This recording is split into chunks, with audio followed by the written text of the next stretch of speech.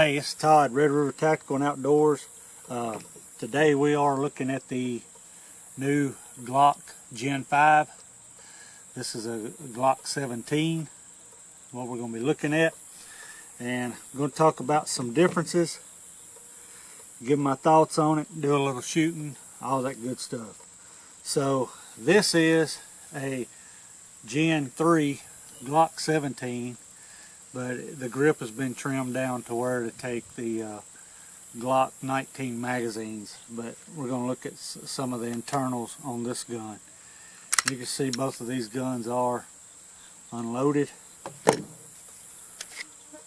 Empty mag, empty gun. So what I'm going to talk about first is the outside appearance.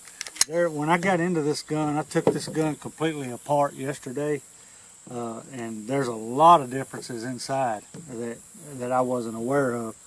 But first off, we're going to talk about differences on the outside of the gun, and that's what most people's going to notice. I got a list here so I wouldn't forget. So I'm going to be looking at it, cheating a little bit. First thing you're going to notice when you open the box is the finish on this gun is super nice. The slide's a little bit darker than the previous gen models. It has the NDLC finish on it, which is really smooth. Let's see, it has, of course, it has the ambidextrous slide stop and slide release levers, and they stick out quite a bit further than previous gen models also. I'll talk about that a little bit later. It has the flared mag well. You can see that. And it also has the cutout here, which I really like. It's going to aid in manipulations of the handgun. Say you got a double feed, it will enable you to strip that mag out a little better. Of course, it has no finger grooves, which I love. As you can see, all my previous gen models, I've ground the finger grooves off of those, because I hated those finger grooves. It has a Glock Marksman barrel, so no more of the poly whatever barreling that Glock uses. This is the regular land and grooves barrel rifling, so they say that it's a little more accurate. I can't really tell the difference in shooting it. I hadn't shot it much yet. It has another thing that I really like is the extended floor plates that they put on these magazines. When Glock starts offering those, I'm going to buy them to put on all my previous gen Glock mags, because I really like that extended floor plate that they put on there. It has a beveled slide. That beveled slide right there, you can tell the difference between the Gen 5 and the Gen 3s, 4s, whatever. The 4s are all, the previous gens are all squared off. This one is beveled. Unless you get a Glock 26 or 27, the baby Glocks, they are beveled in previous gens. Does that do anything except look good? I don't think so, but I like the looks of it, so take it or leave it. See, it also, there's people out there on the internet that complain that they beveled the slide but they didn't match the frame. You almost have to have a fingernail to feel that the frame don't match the slides. Come on, people, really? If you're going to complain about that, you don't need a gun anyway. No big deal there. The rest of this stuff is internal, so I'm going to get into that when I break it down. So you're going to notice that this Glock Gen 5, it has the single pin instead of the 2 pins up here by the trigger guard, like on the previous gens. So we're going to get into that a little bit. Other than that, the gun feels really good in your hand. I don't think there's that much difference. I think we went over everything. They do still come with the plastic Glock Sights, which I have a love-hate relationship with. The love part of them, I love that Glock puts these plastic sights on their gun as placeholders, because anytime I buy a gun, I'm going to change the sights out anyway. I don't like the sight system that Glock uses, but like I said, I've already got sights ordered. I'm just waiting for them to come in. and these will go off. I don't like a 3-dot sight system either, so any other gun I buy, the sights come off anyway. So I like Glock puts these plastic ones on there and saves a little cost of the gun. So we're going to take this gun apart. It disassembles just like a regular Glock does. So nothing new there. Inside you will see some differences. First thing we're going to do is we're going to start with the frame. And we're going to go ahead and take this thing apart for you so you can see the differences. So we're going to push this pin out. Try not to lose it.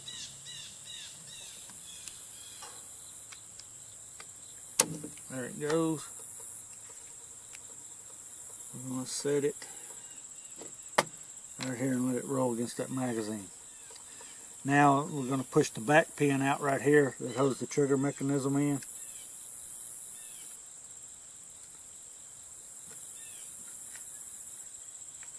Try not to lose it. Set it right there. Now what we're going to do, we're going to take the block out right here, the locking block. Just barely push up on it and it'll come right out. Now what will come out is the slide stop. You're going to notice some differences on it. The slide stop is a one-piece unit and it has a spring right there. And that's really good because it allows you to drop the slide on either side. A lot of guns don't do that. Now we're going to get this trigger assembly out, and you're going to notice a lot of differences on this trigger assembly. A aftermarket trigger, Apex, Zev, the trigger bar will not work on this Gen 5. The reason is because this trigger bar comes out and it don't have that piece that drops down and hooks to the trigger spring. You can see it right there. But the ghost connectors for the previous gen models will work on this. And you see that's got the Ghost Ultimate connector in there. The reason that the trigger bar won't work is now the trigger spring is enclosed. You can see that the trigger spring is enclosed, so the old previous trigger bars will not work. So the aftermarket trigger companies will have to do some rigging on their trigger bars to get their aftermarket triggers to work. Now getting this thing back in there. It has to sit right there. Alright, so I'm going to put this back in.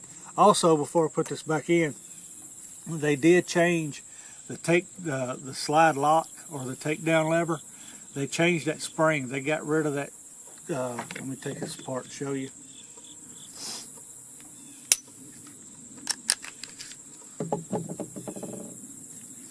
You can see right there is the old takedown lever spring, or the slide lock spring right here.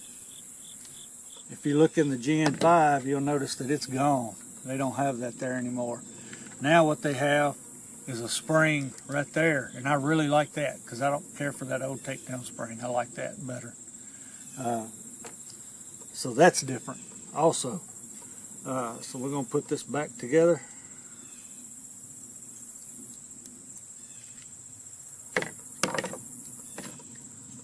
That's the differences on the frame part of the Gen 5. Putting it back together, you're going to put that trigger group in, put this trigger group spring in, or pin, excuse me.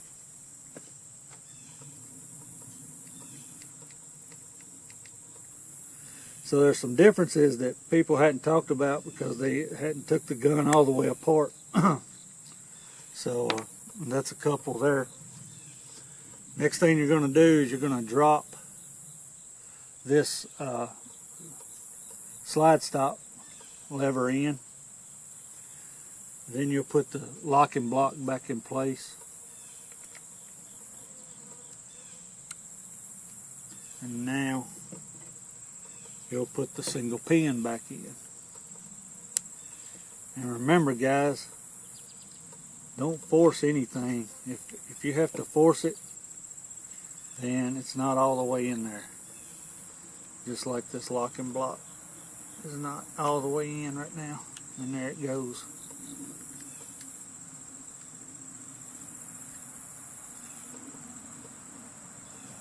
Just like the old ones, you'll have to play around with that slide stop to get that to go all the way in. Again, this gun's new, only the second time this gun's been taken down, so it does take a little bit of force, not a lot.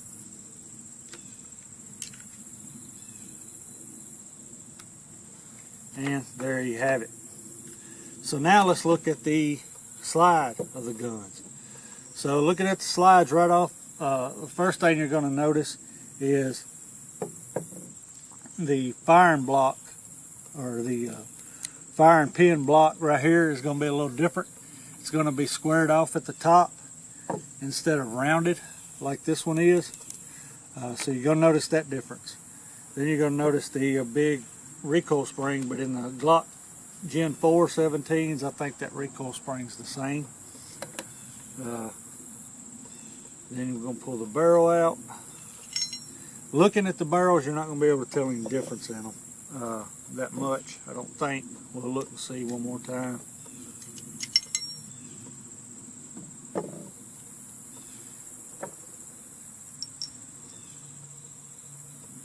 So it's a little bit of difference, but not a whole lot in the barrels. If you can see that or not. But again, they do have the standard rifling in the Gen 5s now.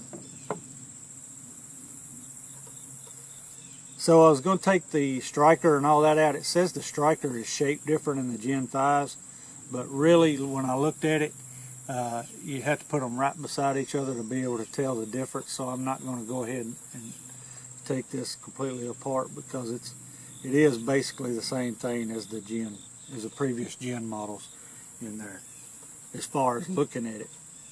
So I'll go ahead and put this back together.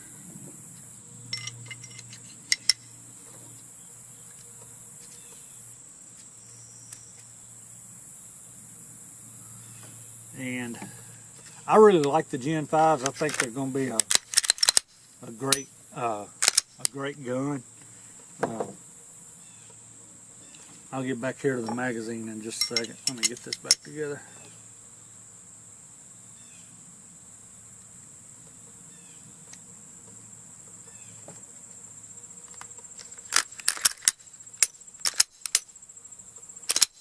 Alright, so the magazine does have the bright orange follower in it. That's new from Glock. Like I said, I take it or leave it. But a lot of people, it will help them tell that their magazines are empty, I guess. But but there has been a lot of changes in it. People say they didn't change much. Actually, they changed quite a bit. I think they said they had 24 or 26 changes in the Gen 5 previous to the Gen models. If I had to pick one thing that I didn't like about it, also I didn't mention this, and this worries me just a little bit. I don't know if you can tell, but there's a lot more daylight in between the slide and the frame on the Gen 5, and that could cause the gun to vapor lock if dropped into water. I don't know. I will test that later, but there is a lot bigger gap between the slide and the frame. But if I had to pick one thing that I did not like about this gun, and it is that I don't like that they extended the slide stop, slide release buttons on here. They stick out a lot further than the previous Gen models, and shooting it, I didn't have a problem with the slide not locking back because of riding that, but I probably will have that problem later down the road because they do stick out a lot further. But other than that, I really like the Gen 5. The trigger, they say the trigger is a little bit better. I can't tell it. It's about the same as a regular Glock trigger to me. So, and I don't have a problem with Glock triggers. They're fine. Just get used to shooting them. So that's about all the differences that I have right now with the Gen 5. If I think of any other thing, I will come back and put it on this video. But right now we're going to get to do some shooting on it. And I'm going to put 300 rounds today through this Gen 5 Glock. And I'll come back with some final thoughts on it before I wrap this video up. So this is 50 yards.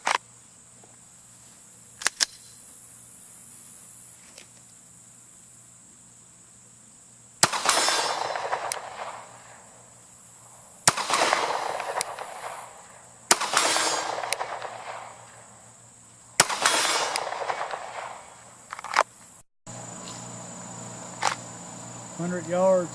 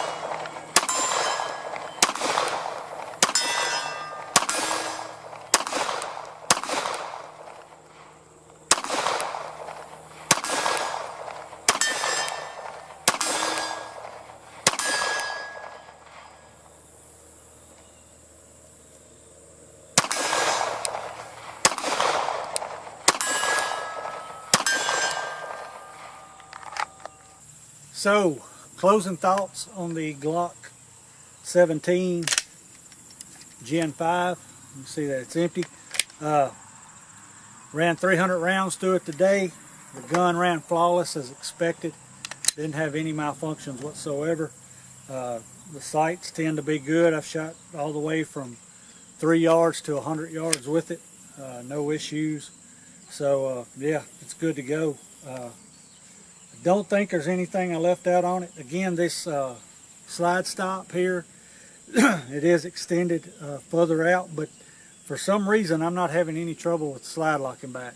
On the previous gen models, I ride that slide stop a lot and the slide won't lock back a lot of times. But for some reason on this one, I don't know what it is, I didn't have any problems with that today. So, Gen 5 Glock, I like it. Check it out. This is Todd, Red River Tactical and Outdoors. Remind you to be safe, always be ready.